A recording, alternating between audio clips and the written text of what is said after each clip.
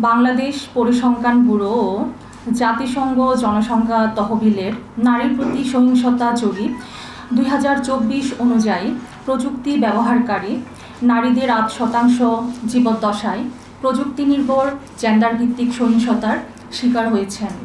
20 থেকে 24 বছর বয়সী নারীদের মধ্যে এই হার 16%, যা সংশ্লিষ্ট বয়সভিত্তিক গোষ্ঠীগুলোর মধ্যে সর্বোচ্চ। Police cyber support for women এর তথ্য অনুযায়ী 2024 সালের সেপ্টেম্বর পর্যন্ত 7,808 জন নারী সাইবার অপরাধের ঘটনায় সহায়তা চেয়েছেন। তাদের কাছে আসা অভিযোগের মধ্যে 41% ছিল ডক্সিং সংক্রান্ত। এই তথ্যগুলো দেখায় যে সমস্যাটি কতটা গুরুতর। একই সাথে এগুলো প্রতিরোধ, ভুক্তভোগীর সুরক্ষা, দ্রুত সহায়তা এবং ন্যায় বিচার নিশ্চিত করার প্রয়োজনও তুলে ধরে। সাইবার সুরক্ষা আইন 2026 ও বিদ্যমান খাতটি সাইবার অপরাধ প্রতিরোধ, গুরুত্বপূর্ণ তথ্য ব্যবস্থার সুরক্ষা এবং সাইবার অপরাধের তদন্ত ও বিচার শক্তিশালী করার ক্ষেত্রে সাইবার সুরক্ষা আইন 2026 একটি গুরুত্বপূর্ণ পদক্ষেপ। আমরা জানতে পেরেছি যে সাইবার সুরক্ষা আইন 2026 সংশোধনের বিষয়ে আলোচনা চলছে। এই উদ্যোগকে আমরা স্বাগত জানাই। টিএফজিবিবি মোকাবেলায় এই আইনে কিছু ঘাটতি রয়েছে। টিএফজিবিবি ও সম্মতির পরিষ্কার সংজ্ঞা নেই। Deepfake, sextortion, cyber flashing, cyber stalking, doxxing ও দলগত অনলাইন হয়রানির মতো নতুন অপরাধের জন্য যথেষ্ট স্পষ্ট বিধানও নেই।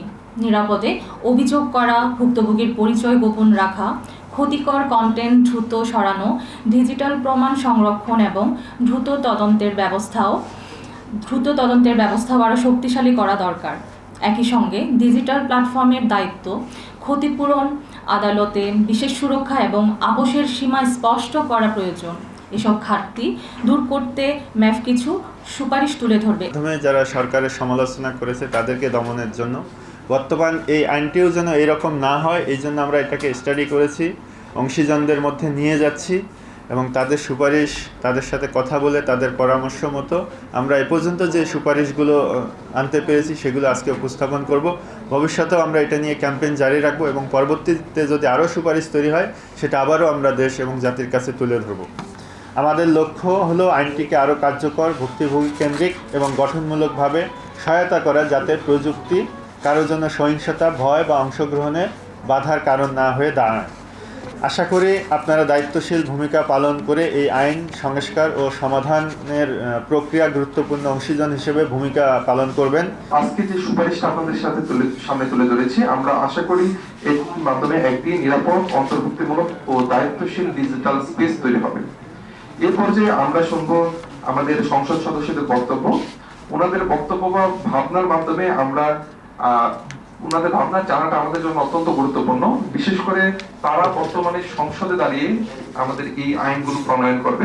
আমরা আমাদের অভিজ্ঞতায় দেখেছি, আমরা ঢাকার বাইরেও নানান রকমের অংশীজনের সাথে আমাদের আলোচনা হয়েছে এবং সেখানে আমরা দেখেছি যে এই যে আপনি কথাটি বললেন যে প্রতিকার হচ্ছে না যারা যাচ্ছেন, এবং এটির যথেষ্ট সচেতনতা নাই, যথেষ্ট যারা বিচার করবেন, যারা যাচ্ছেন, যারা অন্যায় করছেন, কারোরই এই ধরনের মানে ক্লিয়ার আইডিয়া নাই যে আসলে কোন ধারা আছে, এটি আসলে অপরাধ, এটা কোন ধারায় বিচার করা যাবে, এবং আইনি ধারাটাও অনেক দুর্বল।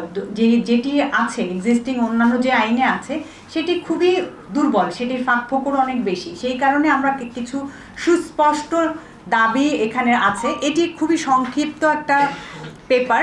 এটি ছাড়াও আমাদের ডিটেলস একটা পেপার আছে যেটি আমরা মাননীয় এমপি মহোদয় তারা বলেছেন এবং আমরা মানে সম্মিলিতভাবে বিভিন্ন মন্ত্রণালয়ে দিয়েছি। সেটি একদম অনেক বেশি ডিটেলসে আছে যে কোন কোন জায়গায় আসলে গ্যাপ আছে, এবং এই যে আপনাদের সাথে আজকে আমরা মত বিনিময় করছি, সেই আপনাদের যদি সেখানে কোনো গ্যাপ মানে রিকমেন্ডেশন থাকে সেটিও আমরা নিতে পারবো।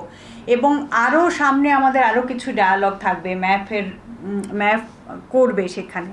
তো সেটির প্রক্রিয়া যে আসলে কোন কোন জায়গায় আরও সুপারিশ দেওয়া দরকার, কোন কোন জায়গায় মানে আমাদের সংস্কারের সুযোগটা রয়েছে, সেই জায়গায় আমরা কাজ করছি।